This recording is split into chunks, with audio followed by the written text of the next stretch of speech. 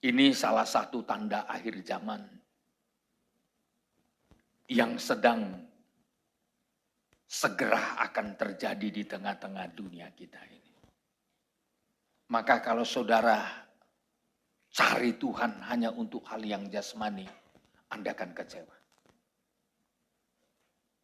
Kalau Anda cari Tuhan hanya untuk hal-hal yang lahiriah, Anda akan kecewa. Sebab semua ini pasti akan rontok. Tuhan sudah tentukan semua akan dirubuhkan. Dan kita ini sedang mengarah ke sana. Maka dunia paling takut hari-hari ini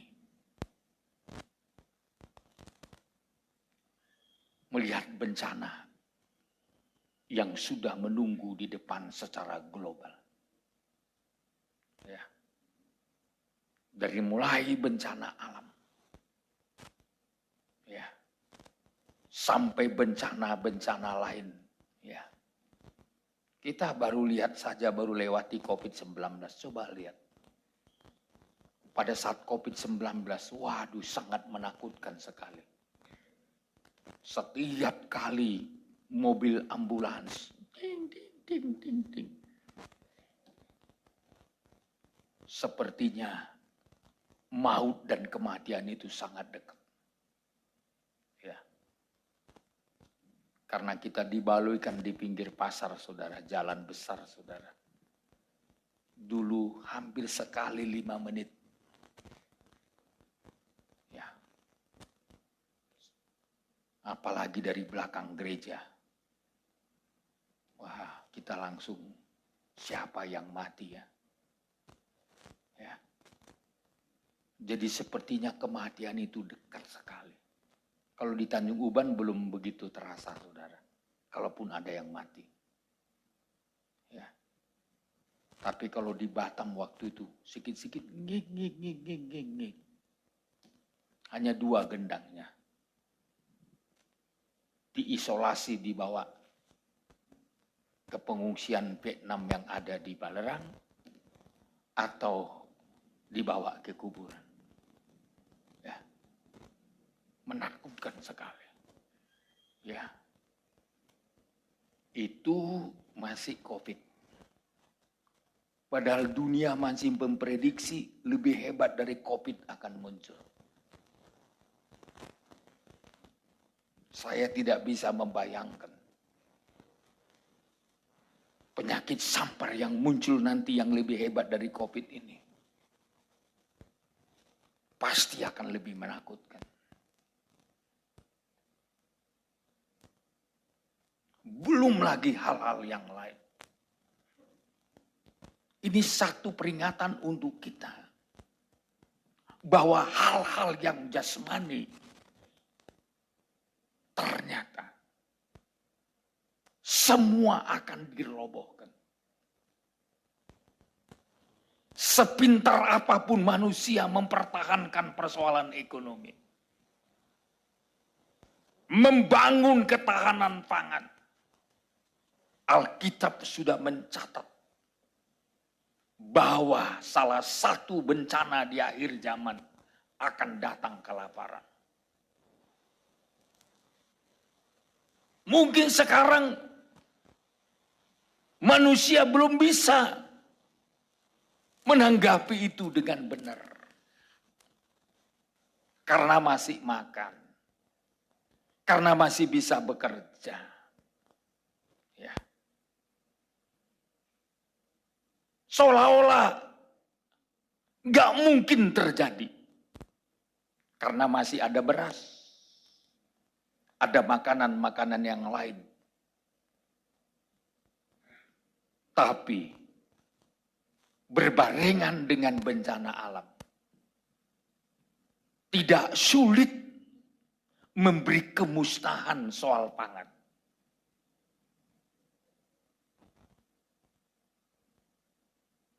Saya waktu nonton di TV, 560 juta hektar per pertanian kita bakalan mengalami masalah. Itu bukan angka yang sedikit. Kekeringan. Ya. Gak usah kering. Hujan aja masalah. Apalagi mengalami kekeringan. Ya. Harga bahan pokok mengalami kenaikan terus. Ya. Sekarang belum terasa. Anda dan saya masih sepertinya masih bisa memperolehnya dengan mudah. Tapi apabila penggenapan firman ini terjadi, semua kebanggaan manusia terhadap yang lahiriah rontok. Semua hal yang lahiriah. Sedangkan persoalan ibadah saja.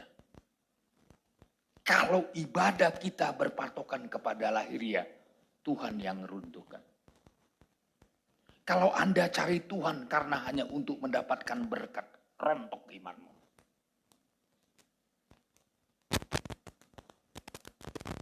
Kalau yang kita cari di dalam Tuhan hanya perkara-perkara di bumi, pasti kita gagal.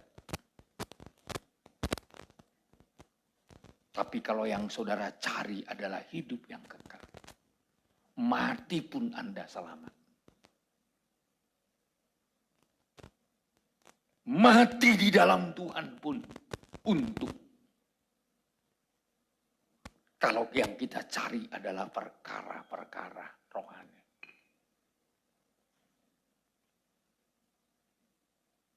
Makanya kita batal KKR ke India pada bulan Desember. Ada beberapa alasan mereka membuat kita tidak bisa hadir di sana. Alasan pertama, cuaca sangat ekstrim. Sudah banyak mereka meninggal karena cuaca yang sangat ekstrim. Panas di atas 40 derajat Celcius ke atas. Ya, cuaca yang sangat ekstrim. Yang kedua, aniaya yang sangat berat. Ya.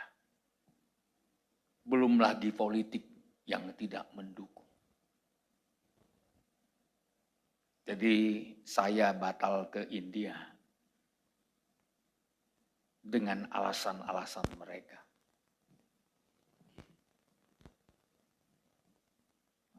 Makanya kita memberitahukan bagi mereka yang datang ke Indonesia. Maka peserta nanti yang cukup banyak datang dari India dan Pakistan. Untuk datang berfellowship bersama kita di Batam. Ini sesuatu yang betul-betul terjadi, saudara. Ya.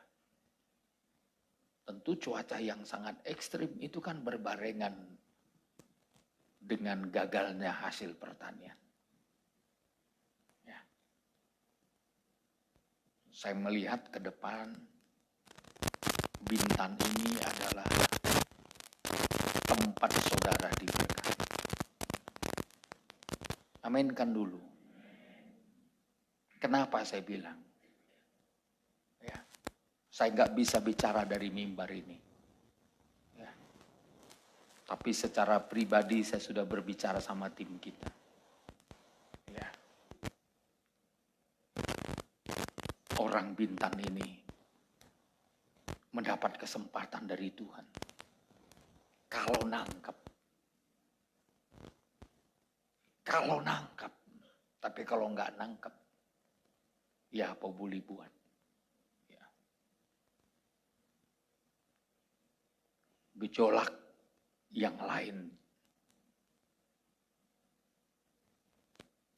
Di tempat lain mungkin tidak bisa Tidak ada lahan-lahan yang bisa dikelola. Tapi di daerah ini masih bisa. Air masih cukup. Lahan masih cukup. Ya. Di mana di tempat lain sudah sedang pergumulan demi pergumulan. Ya. Tapi harus kita tanggapi dengan positif dan rohani. Ya. Baik pertanian, perikanan, peternakan. Ya. Anda kan sudah lihat di Batam kan? Orang jelas masuk TV. Ya. Saya tidak perlu terangkan, saudara pasti bisa menganalisa. Ya. Tentunya kalau satu daerah diubah, ya, ada positifnya, ada negatifnya. Ya.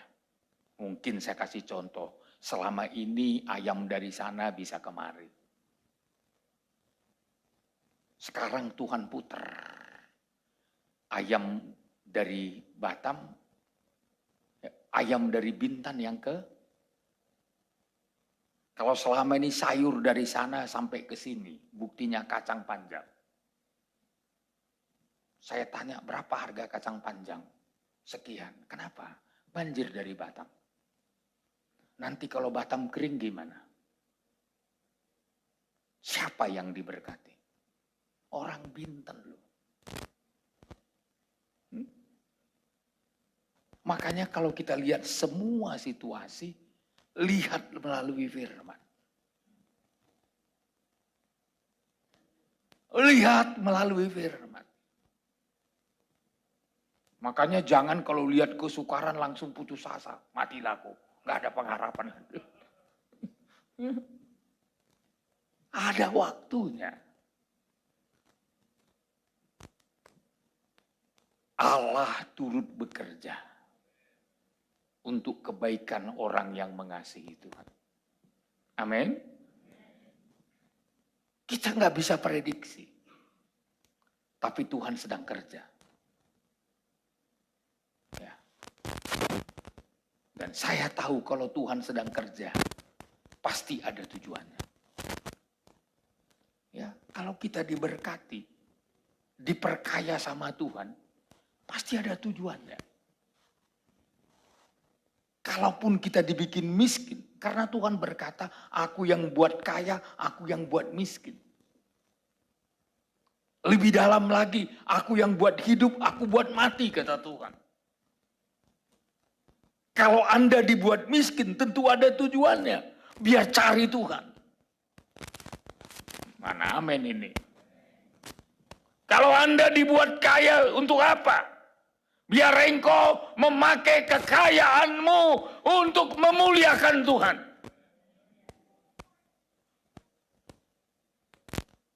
Tentu Tuhan itu kerja sesuai dengan rencananya dan waktunya. Tapi saya mau tekankan dulu, kita berada pada zaman akhir. Tuhan berikan pelajaran melalui Injil Lukas pasal 21. Yang pertama, pelajaran pertama. Segala kekaguman kita terhadap yang jasmani akan diruntuhkan oleh Tuhan. Anda boleh punya yang jasmani? Boleh. Anda boleh kaya? Boleh. Anda boleh diberkati? Boleh. Tapi jangan sampai Anda tidak mengagumi perkara yang rohani.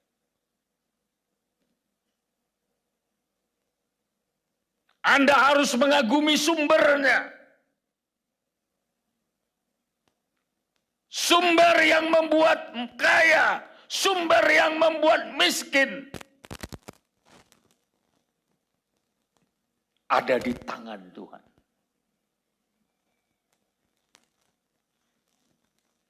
Orang yang paling berbahagia dekat dengan sumbernya. Haleluya. Ya. Dekat dengan sumbernya. Saya berkhotbah di Perth, Australia. 4 warisan Abraham. Dan warisan yang ketiga berbicara tentang kerajaan. Menjadi raja. Kalau raja itu ada tahtanya. Saya mengatakan kepada mereka, jangan mengejar tahta. Tapi kejarlah sumber pemberi tahta itu. Seringkali kita kan kejar berkat. Si pemberi berkat kita nggak dekati. Kalau sumbernya nggak pernah habis. Ibarat Anda menggali sumur. Airnya saudara ambil 1 ember bisa habis. Tapi kalau selama sumber itu hidup dan bisa mengeluarkan air, tidak akan pernah habis-habis. Amin. Maka kita ini belajar memusatkan hidup kepada sumber. Sumber si pemberi hidup, sumber si pemberi berkat, sumber pembela, pemelihara, itu yang kita dekati.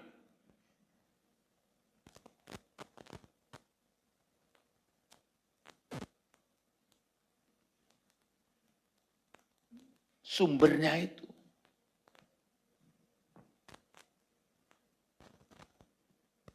Abraham menggali sumur.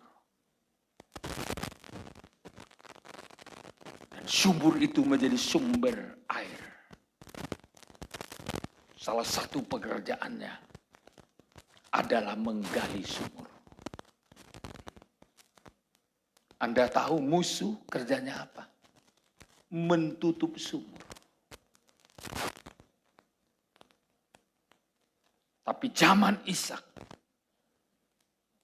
sumur yang ditutup oleh musuh, digali kembali oleh Ishak. Dia tahu sumber lebih penting dari semua. Maka Tuhan itu adalah sumber kita. Haleluya. Anda percaya Tuhan adalah sumber hidup kita? Makanya jangan jauh dari sumbernya.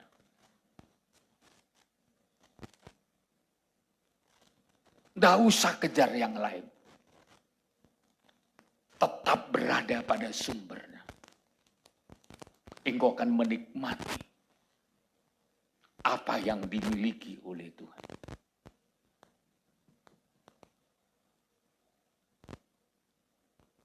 Saudara, Tuhan tunjukkan di ayat 5 sampai 6 bahwa hal yang jasmani yang dikagumi manusia secara jasmani diruntuhkan. Dan ayat 7 dan seterusnya masuk dalam permulaan penderitaan. Ya. Itu sampai ayat 19. Ayat 20 dan sampai ayat 24 runtuhnya Yerusalem. Penderitaan, lalu datanglah keruntuhan. Saya mau tunjukkan kepada kita sore hari ini. Sebelum terjadi keruntuhan, apa yang harus kita lakukan? Amin. Saudara kan ingin jalan keluar supaya tidak runtuh. Supaya kita tetap bertahan. Supaya kita dilindungi Tuhan. Saya melihat saudaraku, supaya kita terselamatkan. Ada 3 poin yang harus kita miliki. Di ayat yang ke-20. Ayat 20. Ya. Apabila kamu melihat Yerusalem dikepung oleh tentara-tentara, ketahuilah bahwa keruntuhannya sudah dekat. Apa? Keruntuhan sudah dekat. Apa yang kita lakukan di tengah-tengah keruntuhan yang sudah dekat ini? Ayat 21. Pada waktu itu, orang-orang yang berada di Yudea harus melarikan diri ke pegunungan. Iya, yang pertama, melarikan diri ke pegunungan. Tadi saya katakan di Batam, jangan ditafsir ini letterlet. Karena di Batam nggak ada gunung. Masih mendingan di Bintan ada namanya gunung. Tapi jangan rame-rame nanti lari ke Gunung Bintan. Ya. Yang paling konyol yang nggak ada gunung kan. Kalau letterlet. Tapi ini punya arti rohani. Melarikan diri ke gunung artinya tingkatkan kerohanianmu sampai garis akhir yang tertinggi.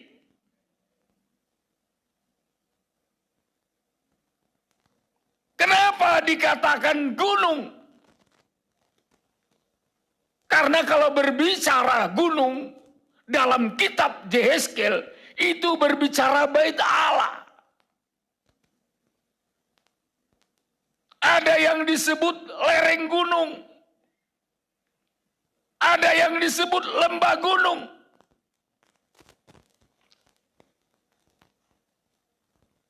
Ada yang disebut puncak gunung. Kalau Anda belajar kitab Yehezkiel, lembah gunung itu tempat tulang-tulang kering.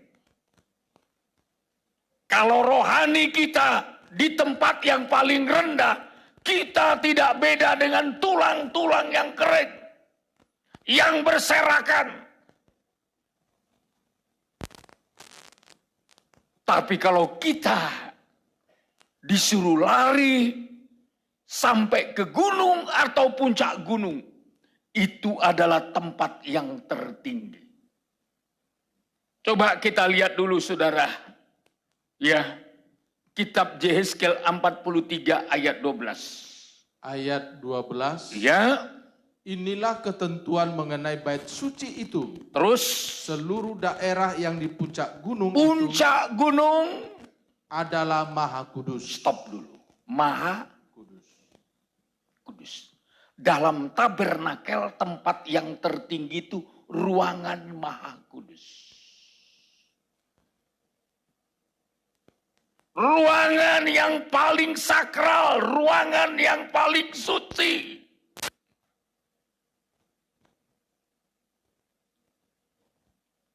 Dan kalau saudara berada di situ, setan tidak bisa menjangkau saudara. Kalau Anda berada di halaman, antikris masih berkuasa untuk mengalahkan saudara. Kalau Anda berada di ruangan suci, masih memungkinkan kita jatuh.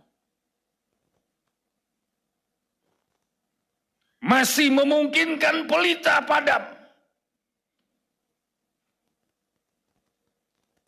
Tapi kalau Anda berada di ruangan Maha Kudus, tidak akan pernah gelap. Karena apa? Skina glory Tuhan ada di sana. Kalau Anda ada di ruang Maha Kudus, dari situlah Tuhan berfirman. Allah berfirman dari ruang Maha Kudus, dari atas tutup pendamaian, dari situlah keluar suara Tuhan. Level yang tertinggi adalah tempat yang paling aman untuk terlindungi. Maka di sini diberi Tuhan pelajaran. Poin yang pertama kita lakukan adalah larikan dirimu naik ke tingkat level yang tertinggi secara rohani.